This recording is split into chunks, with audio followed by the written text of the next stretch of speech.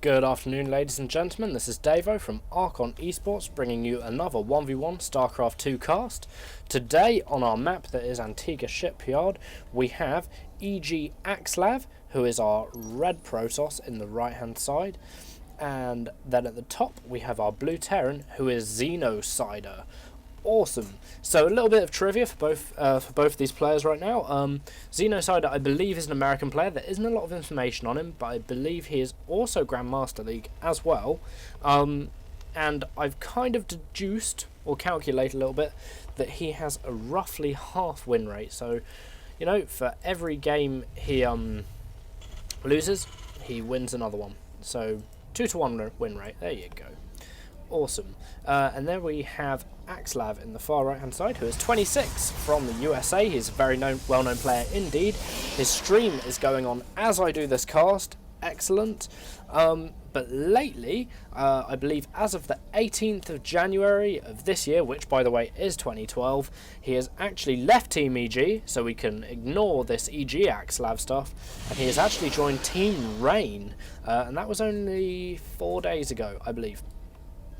So very, very interesting stuff happening inside the esports circles and stuff like that. Awesome. Me and my, I suppose, partner in crime here at ReIGN Esports are planning to do a little bit of coverage at an event that is coming up in May this year. I'll leave it as a mystery as to what that actually is, but that is something that we are in fact planning to do. Just to let you guys know it's coming. Why not? Excellent. And also it's been commented that the videos I'm putting up are slightly dark for some reason. I'm not entirely sure why, but I'm going to tinker with the settings a little bit and try and get them a little bit fixed up so they're not as dark, because you know what, that is always annoying when you hear talking and you can't see exactly what is going on. That can always be really, really annoying. And this thing here, there's a curious object. That, even though it's stopped because the SEV has legged it, that thing reminds me of Stacker. You know, the arcade game. It's like at bowling alleys and cinemas and stuff. If you guys have ever played it, you should know exactly what I'm on about. I'm actually quite good at Stacker. I have won my fair share of keyrings in my time. Awesome. So, anyway, back to business. We have 2 reactors going down at once for Xenocider, which looks, although he could be going for some long-term kind of, I don't know, I'm tempted to say that he's going for a kind of a 1-1-1 kind of setup. Dropping 2 refineries at once is very good. It's a very promising indicator of that kind of play. I'm seeing as he only has 1 barracks as well, but if you were going to go for a really, really fast Banshee harass or something like that, then usually you'd want to be putting your reactor down a little bit your refinery down a little bit before your barracks. So I'm going to suppose that we might see some tech route coming out here from Xenocider at the moment. Meanwhile, we do have EGAxlav expanding, and a probe just got taken out, by the way, for EGAxlav at the bottom of Xenocider's base. And of course, the warp prism research is probably about to get started. I mean, the warp gate research. Awesome! People don't really use warp prisms enough then to deserve having research, I'm afraid. But we do have Xenocider doing something very cheeky indeed, and stealing his opponent's gas for a little bit, and that will restrict him for getting some higher level units out, especially if he wants to go down the route of getting a robotics bay perhaps. Xenocider is working on his factory as well right now, which also supports the idea that perhaps he is going for a very techie kind of build. It does look like he's going to be putting down his starport pretty soon. There it is. Okay, so he has in fact gone for his tech build, and I'd be pretty surprised if we didn't see Banshees out of Xenocider.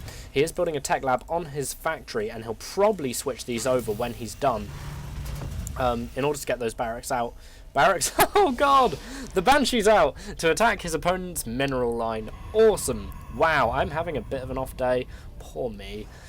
Okie dokie, so we do have a Zealot weighing up here at the top of the ramp for an attack that probably isn't about to come, as Xenocider only has 5 Marines, and they are all sitting in there and presumably having a nice cup of tea or something.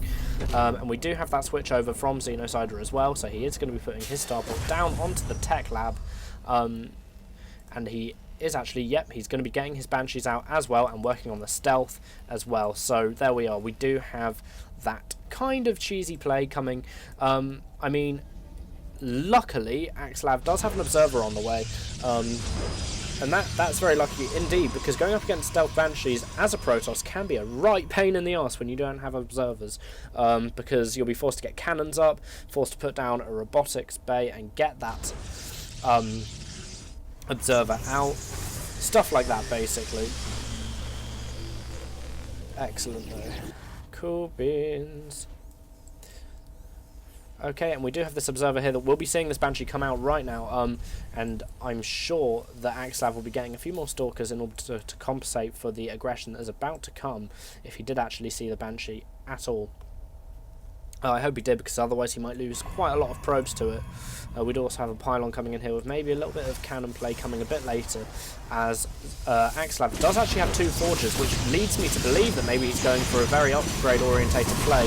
And here are the Stalkers coming in here, and unfortunately, it doesn't look like the stealth upgrade is finished. It's not finished just yet for Xenocider. It will be finished very, very shortly indeed, but there is an observer following him about, and I'm not sure that Xenocider actually knows that there is an observer present, but there is a photon cannon also going down at the back of EGAxlav's mineral line, so as to stop this pesky Banshee aggression that is happening from Xenocider's base. Awesome.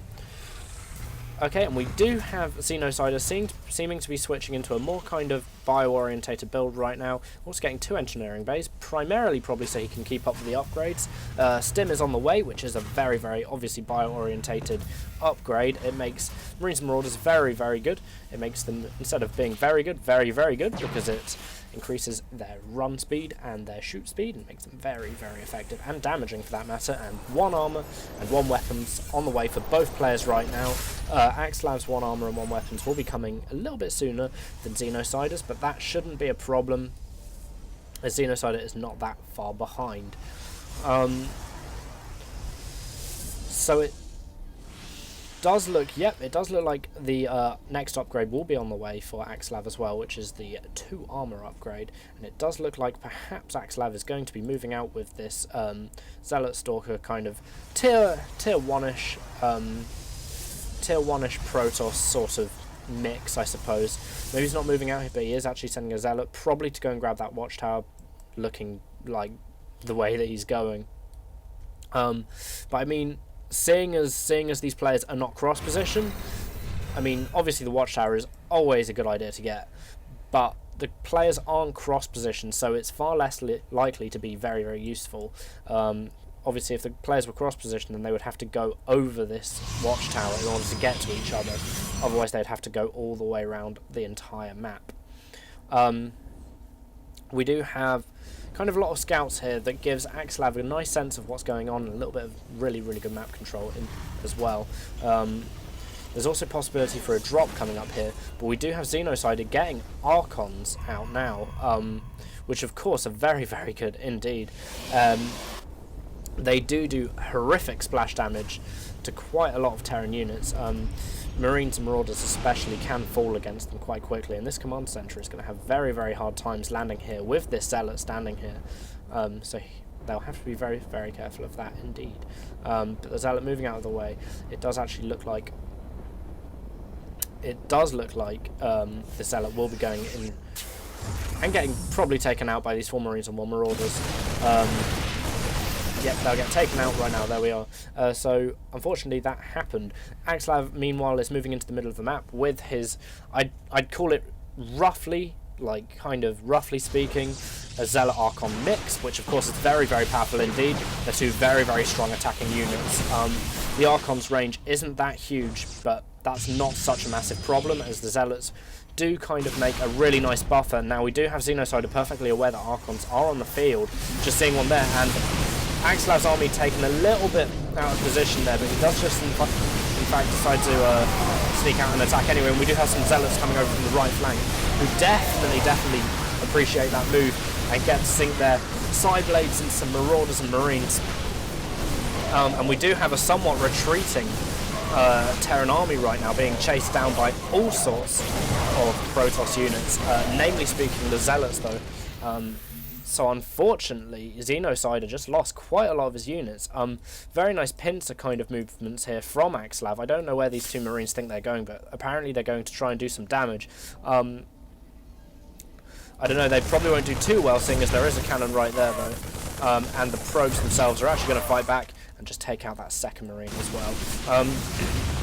This Destructible Rocks here has gone down against EGAxlav's Protoss army, and it does look like, if Xenocider is not careful, he will be losing this third base, and he does GG as well.